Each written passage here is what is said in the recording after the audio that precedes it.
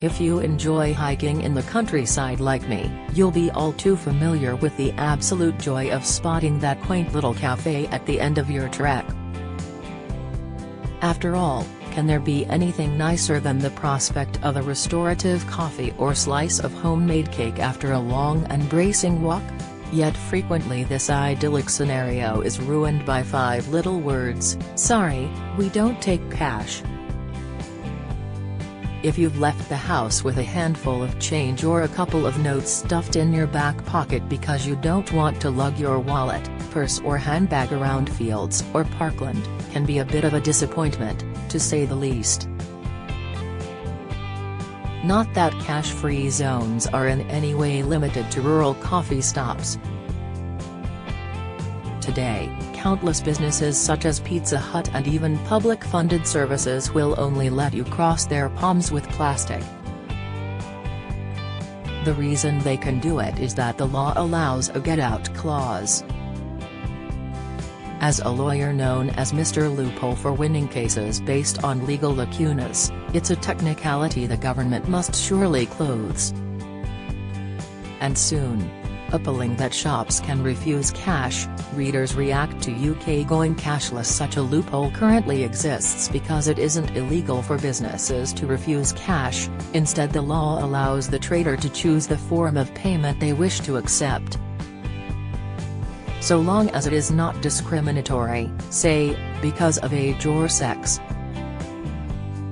Yet it strikes me as a complete anomaly for the law to permit a rebuttal of the very notes and coins which comprise our legal currency.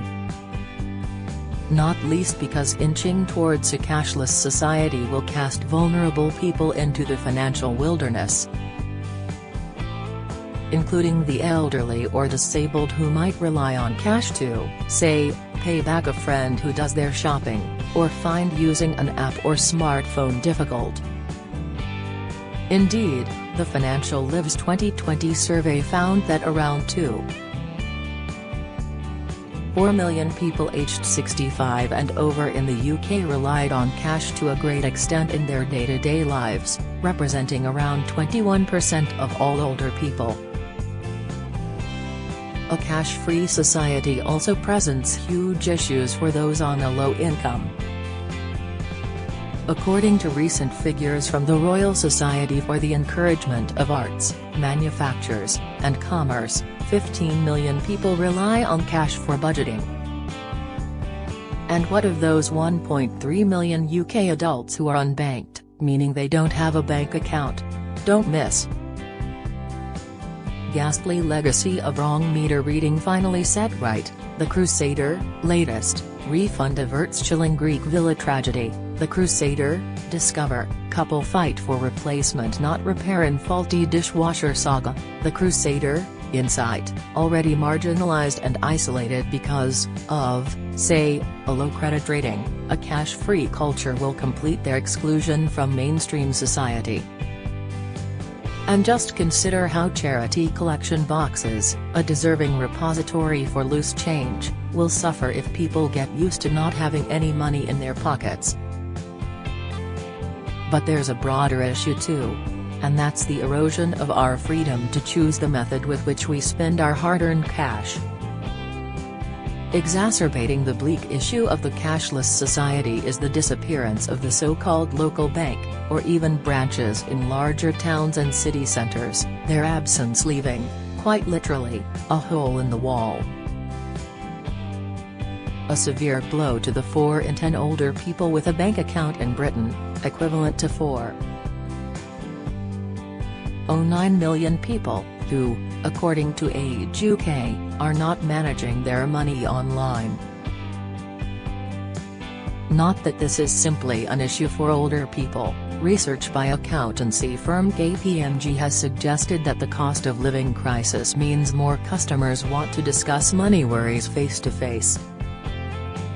Which of course makes absolute sense.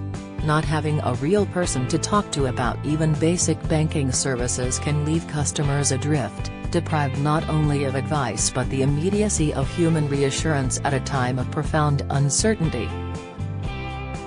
Personally, I love paying by cash for modest retail purchases. There is a finality when you pass over a handful of coins or a bunch of notes in exchange for goods. It's trading in the purest sense. There are no security checks, no worrying whether you'll be washing up after your restaurant dinner because your card was rejected. Of course, I recognize there's a part of me that romanticizes cash. Having been born in the 1950s, I clearly remember a world well before the advent of plastic. One of my earliest memories is saving up my 5 pence per week pocket money so that it could be exchanged for a pound note. On receipt of this thrilling, green-colored bit of paper, I spent the morning pedaling my little bike around the garden, pretending to wheel and deal with my untold riches. Catastrophe struck when a short time later I somehow mislaid my prized pound note. When my father found out, he was furious at my carelessness. But that was nothing compared to the pang I felt at the physical loss of the cash in my hand. Even at that tender age, it was a salutary lesson about the value of hanging on to your money. Fortunately, as I got older, I became more prudent about the welfare of my savings and deposited them in a real bank. But long before checks became popular, I can still remember the satisfying thrill, as a student, of withdrawing a wad of cash and using it to pay for my first car, a bright red Triumph Herald 1360 convertible which cost £520. To this day I can still see the vendor meticulously counting out the notes, each lick of his finger feeling like a lifetime as I agitated to get the keys to my freedom. Times, however, have changed, and I realize that contactless payment is fantastically convenient as well as far more hygienic. It also reduces the chances of fingers in the till. Little wonder by 2021, 85% of transactions were made electronically, through either plastic or by bank transfer. And that's why I'm not suggesting we should all dump our plastic. We should just retain a choice on how we pay. Although I am a lover of the reliability of a cash payment, I loathe credit cards. The concept of the never-never is complete anathema to me.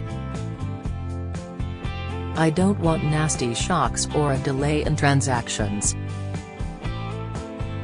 I've never forgotten the time I went to buy a beautiful watch from a very well-known jeweler as a gift for my first wife. By this time I was enjoying the first flush of Mr. Loophole's success and decided to purchase a particularly generous birthday present. Yet when I came to pay for the timepiece, even though my account was comfortably in the black, my card was rejected and I had to leave empty-handed.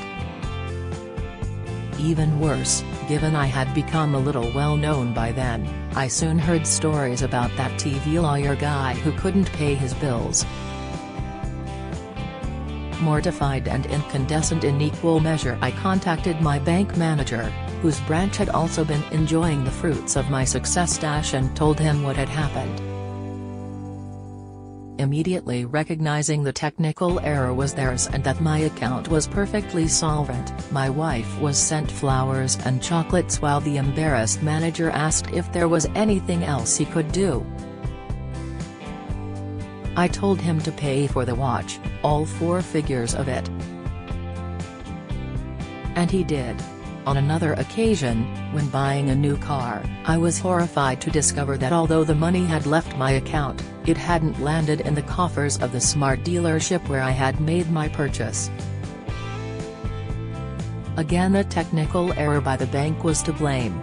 The stress of those lost hours thinking thousands of pounds of my hard-earned cash had disappeared into the ether was massive. Cash earned off the back of 70-hour weeks, as well as driving thousands of miles for trials which were taking place across the country. Of course, these days I wouldn't expect to pay for such large items with anything other than my debit card.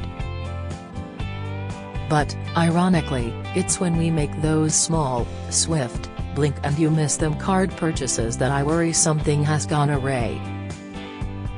What amazes me about cashless businesses is that they are potentially scoring their own goal.